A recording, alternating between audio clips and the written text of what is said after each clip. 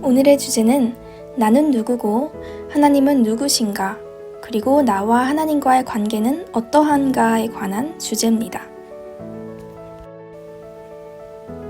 우리는 이 세상을 살아가면서 많은 사람을 만나고 또 많은 사람과 교류하고 때로는 나 혼자 생활을 하기도 합니다. 공부도 하고 직업도 가지고 여가 생활도 가지면서 우리는 바쁜 현대 사회를 살아가고 있습니다. 현대인이라면 누구나 공감할 생활 패턴일 텐데요. 이렇게 바쁜 일상을 살아가다 보면 나는 누구고 왜 나는 이런 일을 하고 있는지 의문이 생기기 마련입니다. 즉, 때론 공허함이 찾아온다는 것이죠. 그렇기에 우리는 하나님이 누구신지 그리고 내가 누군지 정확히 파악하지 못하고 하나님의 음성을 듣지 못한다면 이 답을 찾기는 어렵습니다. 하나님께선 우리 인간에게 자유의지를 주셨기 때문에 우리는 두 가지 갈림길이 있습니다. 세상의 넓은 길과 하나님 천국문으로 향하는 좁은 길입니다.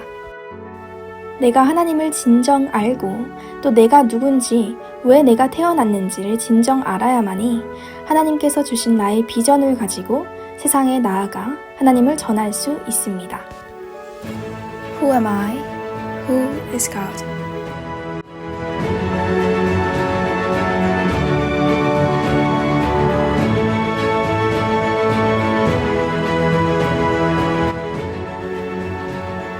In the beginning, God created the heavens and the earth.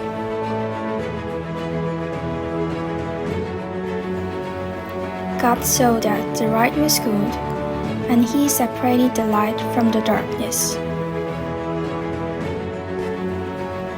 God made the expanse and separated the water under the expanse from the water above it, and it was so.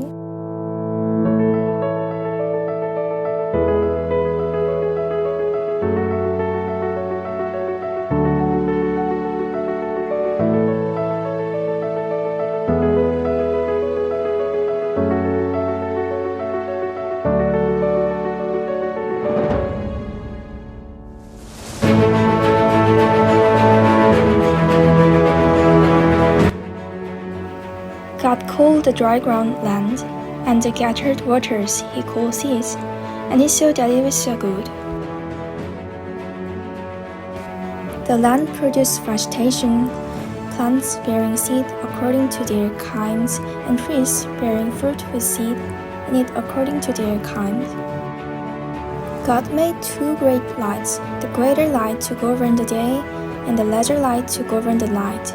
He also made the stars.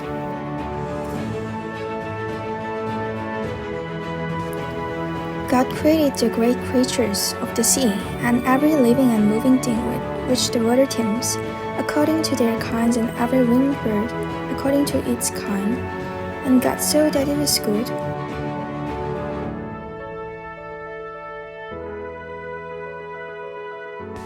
God made the wild animals according to their kinds, the livestock according to their kinds, and all the creatures that move along the ground according to their kinds.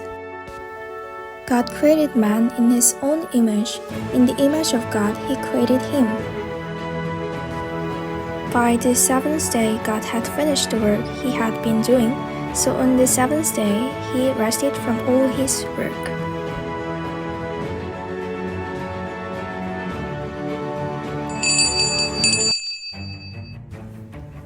(5,200만 명) 가량의 인구수로 2021년 6월 기준 전 세계 인구수 28위를 달리며 끊임없이 성장해온 대한민국.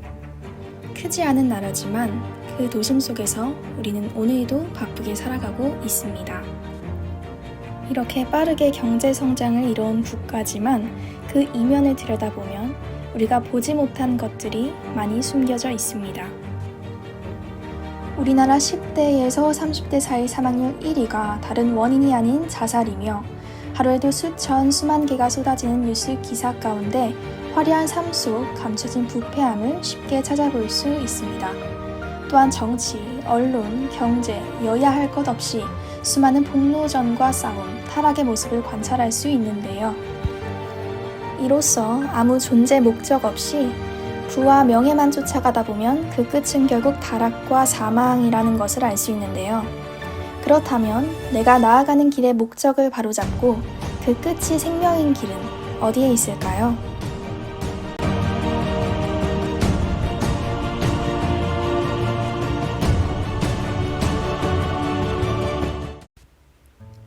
나는 누구일까요? 사실 이 답은 창세기 1장 26절에서 28절을 보면 찾을 수 있습니다. 먼저 하나님은 하나님의 모양대로, 즉 하나님의 형상대로 우리 인간을 만드셨다고 나와 있습니다. 이것을 보면 우리는 하나님의 모양과 형상을 닮은 하나님의 자녀구나라는 사실을 처음으로 파악할 수 있죠. 또한 하나님은 우리 인간에게 땅을 정복하고 다스리라는 명령을 하십니다.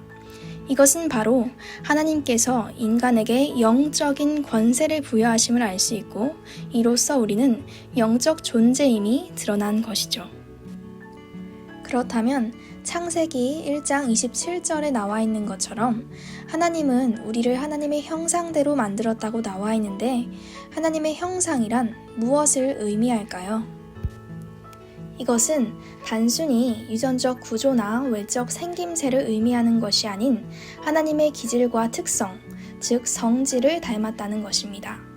우리가 100%는 아니지만 나의 육적 부모의 일부 성품과 기질을 닮은 것처럼 말이죠. 예를 들어 창의성, 미적 감각과 능력, 예술성, 자율성 등의 하나님이 가지고 계신 특성을 우리 또한 부여받은 것이죠.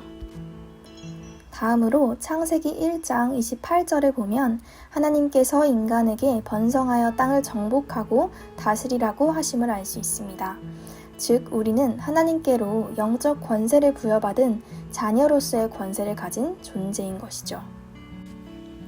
이것을 실현하기 위해 하나님은 인간에게 동식물에게는 없는 말의 권세를 주셨습니다. 바로 하나님의 말씀으로 이 땅을 통치하게끔 하신 것인데요.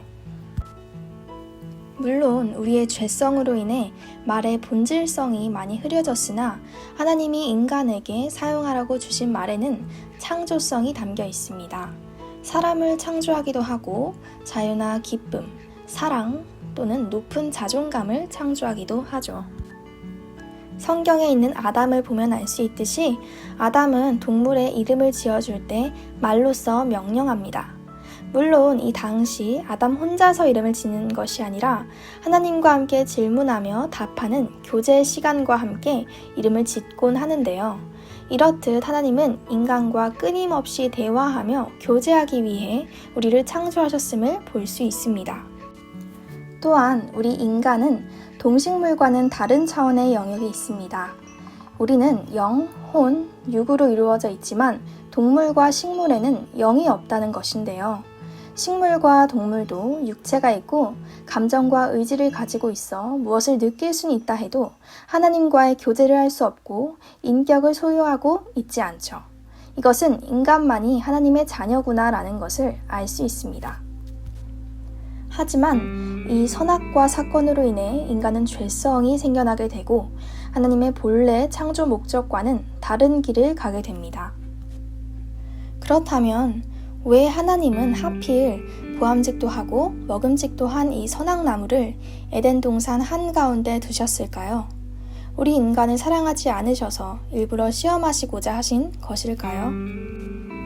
하나님은 육도 혼도 아닌 영적 존재시기 때문에 우리 눈으로는 보이지 않습니다. 다시 말해 자칫하면 우리가 하나님을 잊고 살기가 쉽다는 뜻이죠.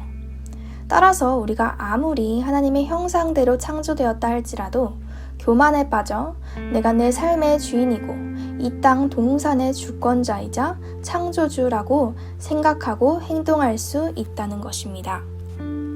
사실 우리가 알고 있는 마귀 사탄 또한 원래는 하나님을 찬양하는 천사였으나 교만함에 빠져 하나님 자리에 본인이 앉으려 하다가 심판을 받고 그의 추종자들과 영원한 지옥불에 던져진 사건이 있습니다. 하나님은 인간을 너무 사랑하시기에 선악나무를 동산 한가운데 두셔서 하나님을 기억하고 교만함에 빠지지 말라는 사인을 주신 것이죠.